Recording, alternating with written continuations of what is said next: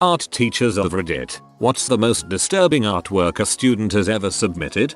Told the kids to draw something that makes them happy. One kid scribbled black all over the page and said nothing makes him happy. Edgy.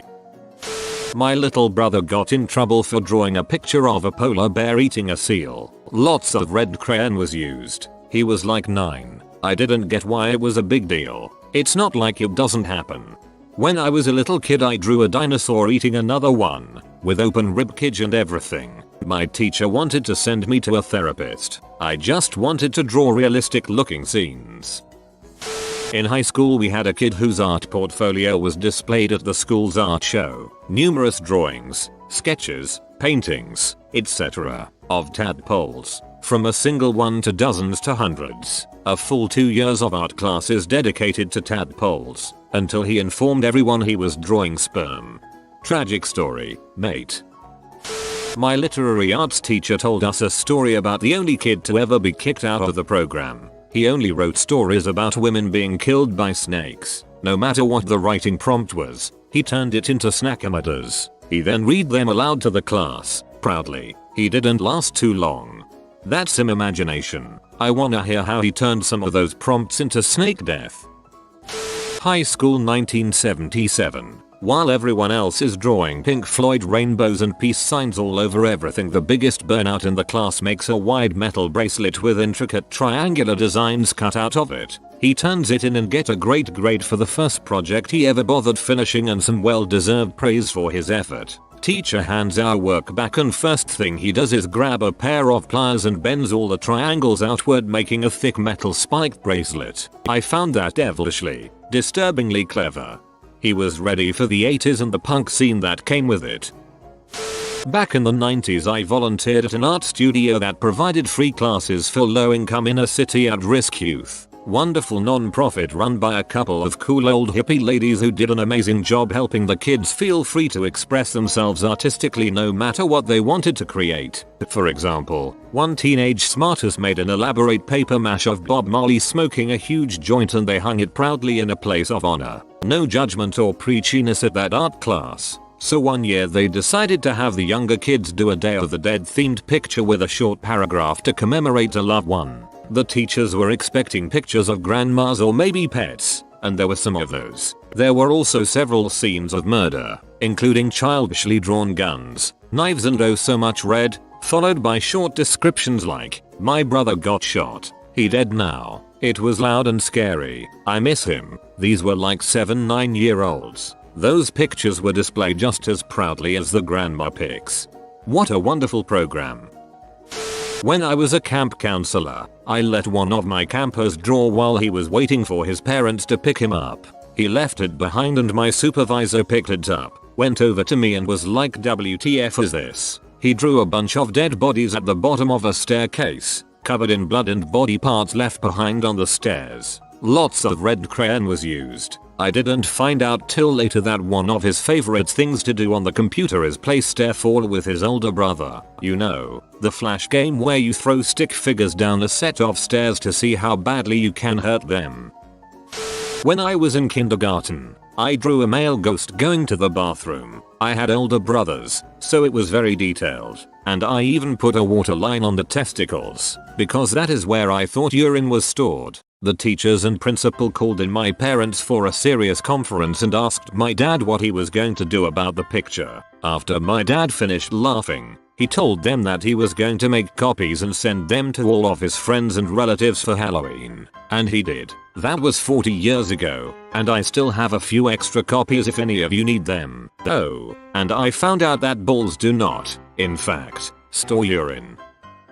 Not me, but I played a huge part. Brother's art class in like 2nd grade was doing those full body tracings on big sheets of butcher paper. They were supposed to trace each other and then draw themselves. My brother evidently refused to draw a face for himself. Would not budge on that. Drew everything else, but no face. Wouldn't say why, and because he was super shy and quiet clammed up more when the teacher started grilling him about it. Art teacher calls principal because this is concerning. Principal calls school counselor. Counselor meets with my brother, who still won't talk about why he won't draw his face, asking him questions like, "Do you not like yourself? Do you feel bad about yourself, etc.? At this point, he's really clammed up and is now refusing to talk because he's really shy to begin with and all this questioning is happening. School calls my parents. They have a meeting about the fact that they think my brother is depressed or has some kind of mental issue. Parents freak of course and brother still won't talk. Parents and counselors start asking if he feels neglected or unloved or some crap. Mom's crying. Dad is frustrated and brother thinks he's in trouble for something, and I guess in an effort to stop them all acting crazy he says he doesn't draw his face because he hates someone in the family. Cue full family counseling for like a month. Mom is a wreck and thinks my brother feels like they neglect him and don't love him, so she's just constantly like, you know, I love you very much, right? Counseling isn't going well because brother is just quiet and confused. Me, 2 years older than him, is just mad we have to be at this office all the time. Finally, during one session, brother finally cracks. Doctor asks, who is the person in your family you said you hated? Brother says, Puspus, our cat. She bites me. It makes me really uncomfortable when teachers push children who are shy like that. I remember seeing stuff like that in class where students didn't want to talk and teachers would make a huge deal about it, making the situation even worse for the kid. There's a way of bringing them out, but making a huge scene in front of the class is the worst thing you could do. In 2nd grade I was infatuated with the battleship Bismarck. I also loved the flag on it with the red background and white circle with that cool box thingy. We had to build a design to look like a quilt using construction paper. I did mine using the Nazi flag. It looked 100% like it. My teacher didn't say a word, but when I showed it to my parents they burned it. It took me until 5 years to figure out why they did that. My Bill did something similar. When he was in kindergarten he drew a swastika on his notebook because all he knew it from was the bad guy symbol from Indiana Jones. In my AP art class in 12th grade, a fellow student in class decided to make an art portfolio with the human fetus as its theme. One piece in particular was a hyper-realistic ink drawing of a tossed salad with little fetuses in lieu of shrimp. Yeah, that's actually pretty awesome juxtaposition. I had a 2nd grader kid draw a picture of me and him together and my hand was behind him. He wrote, Coach Cuthbert likes to touch me. I don't believe I had ever touched him. Not really that type of person. However, it was pretty embarrassing. You remember the Superbad movie scene with the dongs? My friend did that about 15 years before the movie and someone turned it into the teacher. He got suspended for a few days and his parents had to come in and review the notebook with the principal. I mean, it was filled front to back with dongs. Who's been drawing dongs? I had this kid I'll call Joe. He had special needs but loved movies. He hated everyone but me. I was his first male teacher ever. He would often draw me pictures of Godzilla and King Kong. It was awesome. When he went to the next grade he drew a picture of his new teacher being eaten by sharks. She freaked, called a whole bunch of meetings, went nuts. She was saying that she was scared that he wants her dead and that she feared for her life. I was asked to have a talk with the kid. I asked him what the picture was and he said it was the lady from Jaws, Ivy, being eaten by Jaws. We then proceeded to talk about how Jaws 1 and 2 are awesome. Man, some teachers are straight up paranoid. A friend of mine had to have a meeting with his parents and teachers about his drawings in primary school. They were completely harmless drawings of zoos, houses, trees etc. But when viewed upside down they showed disturbing images. Obviously he had no idea what they were going on about and said it wasn't intentional. He's now working a good job and completely normal. When I next see him I'll take some pictures of his drawings and show you guys. He drew a giant turd on the chalkboard. There was pieces of corn in it. He said he didn't like Chipotle anymore.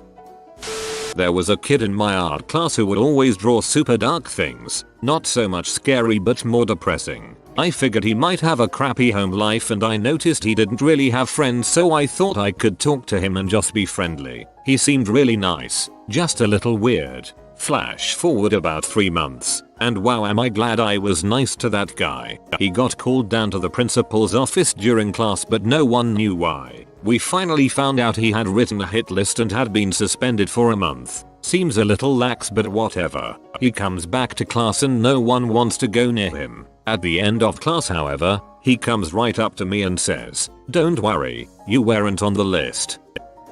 I had a male college drawing eye student who liked to draw pictures of beautiful women screaming. I can see how this could easily be goth pretty camp or trying too hard to be edgy. It wasn't any of those things. He just really liked pictures of women in distress and seemed obsessed by the idea of it. I jokingly told him to use his powers for good and not for evil, and that it's better to get your emotions out in drawing than in the real world.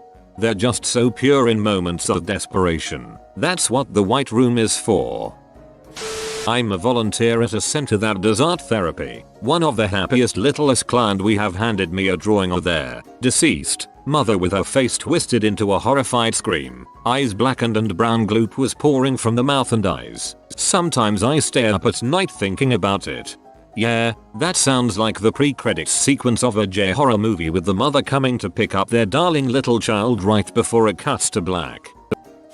I was the kid. Little background. Grew up in a small beach town and was somewhat known for my artwork and being a pretty good artist for a little kid. 8th grade we had to design a deck of playing cards. I was 13 and going through a really hard time and made this series of super dark cards. Like the Fallen King and the Dead Joker, Queen of Human Hearts, Hanged King, etc. I really enjoyed working on them and loved how they turned out. Very dark but also colorful, like Dali meet Tim Burton. Anyway, I went to a small private school and our cards were going to be on display for this art show. Mine weren't allowed in the show and weren't allowed to be displayed for being too dark, and my teachers said I need to therapy, which, surprise, I was already in and was told to express my negative feelings through my art, which I did, and then got in trouble for it and denied a place in an art show. Still have the cards. Still think they are dope. Still bitter about not being in the art show.